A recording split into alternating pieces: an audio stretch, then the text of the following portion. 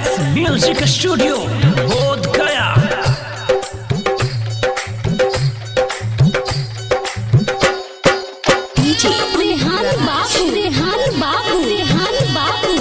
गोपालगंज गोपालगंज गोपालगंज गोपालगंज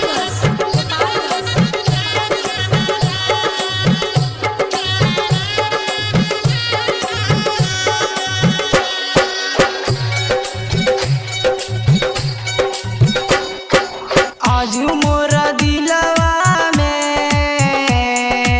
आगिया लगई हो। आज मोरा दिलवा में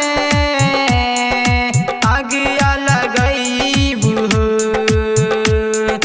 हमरा से प्यार करके शादी दूसर से रचयबू हो। हमरा से प्यार करके शादी दूसर से रचयबू हो। आज मोरा दिलवा में आगिया लगई हो।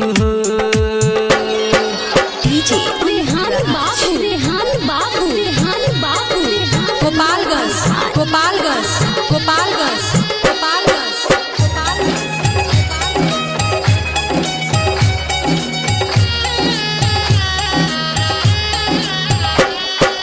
जाती तो जो छोड़ के हमके भूल नहीं पाएबू हो। जाती तो जो छोड़ के हमके भूल नहीं पाएबू हो। इहे सोची सोची हरदम गिरे अखिया से लोरवा हो। इहे सोची सोची हरदम गिरे अखिया से लोरवा हो। आज मोरा दिलवा में आगिया लगई हो। आज मोरा दिलवा में आगिया लगई हो। हमरा से प्यार करके शादी दूसर से रचयबू हो। हमरा से प्यार करके शादी दूसर से रचयबू हो। हमरा से प्यार करके शादी दूसर से रचयबू हो।